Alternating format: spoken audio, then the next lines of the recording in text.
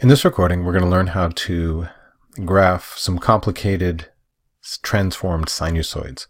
So if I were to give you in a function like this and the domain in which to graph it, or the next one I'm going to give you is some characteristics. I say it's a cosine function. I tell you the details of the graph, and I say, go ahead and graph one cycle. I'm expecting that you'd be able to work through that, show all your work, etc. So let's do a couple of these together. What I would recommend is if you think you can take off with this, go ahead and only use the recording to get help or check your answers. And if you really need help with this, then watch. So pause if you think you can go ahead. If not, let's get right into it. First off, what do I know about this graph here? Midline right here.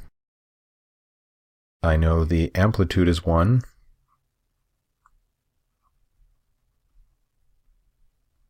And I know it's reflected. Furthermore, the period.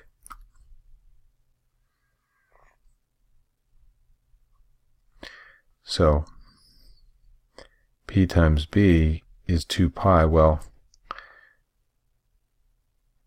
P times 2, because the B value, the frequency, is 2, which means we complete 2 cycles within a 2 pi interval. Therefore, the period is going to be pi. It's going to complete a full cycle in pi.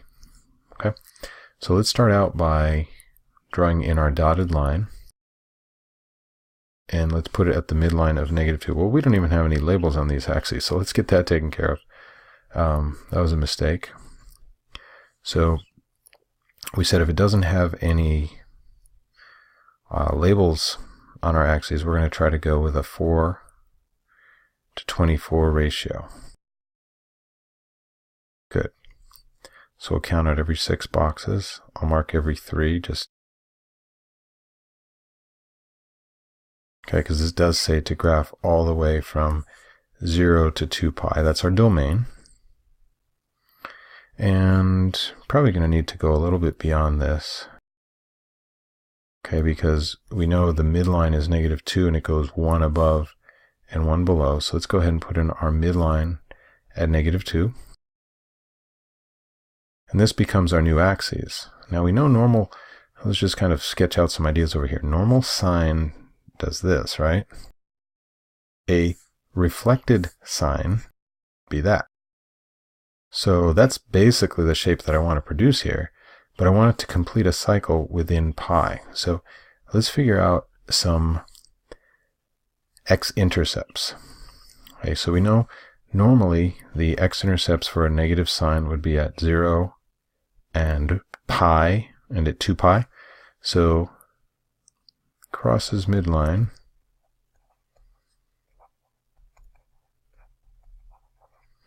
Okay, and this 2x is what affects the horizontal transformations, right? So it normally crosses at pi and 2 pi. So what we're going to do is set 2x equal to pi and 2x equal to 2 pi. These are the transformations as a result of that 2 being there. So of course here x is pi over 2. Here x is pi. So that's where I'm going to see my new places where it crosses the midline. So let's plot those.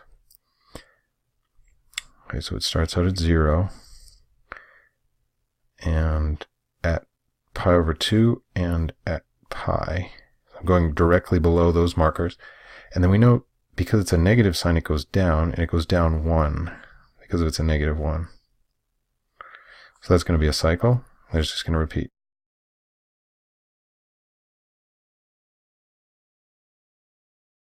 Oops, I got to point this just a little bit off there. Clean that up. Of course, that took the axes marker with it. Okay, I think I can do a little better than that, so I'm going to clean that up.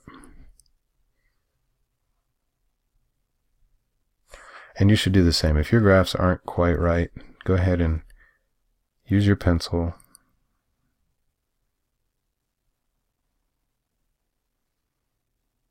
Okay, so it's a little better. All right, and then we can check that on the graphing calculator if we wish. And just hit zoom, Z trig, choice 7. And this appears to be our cycle right here. Completes 2 cycles within the 2 pi interval.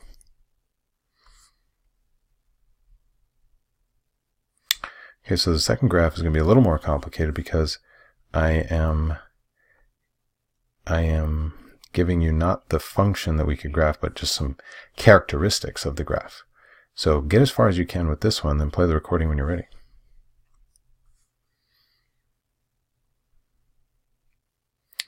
Okay, so the first thing I'm going to do when I see this is the midline. I'm going to establish that right away. Midline of 1. That's handy. That's our C value. And amplitude is 2. So the absolute value of A, remember that could be positive or negative, comes out to, now my period, P times B equals 2 pi, but it's telling me that the period is 4 pi, so 4 pi times B equals 2 pi. And dividing both sides by 4 pi gives me B equals half. So that's saying I'm only going to get half a cycle within a 2 pi interval, which is why it takes a full 4 pi to complete 1 cycle. This would be kind of a stretched out graph. Okay, so my midline is 1, and I need a full cycle. I need to get all the way out to 4 pi. So yeah, I'm going to mark off every 3. This time this is 4 pi. And right here in the middle is 2 pi.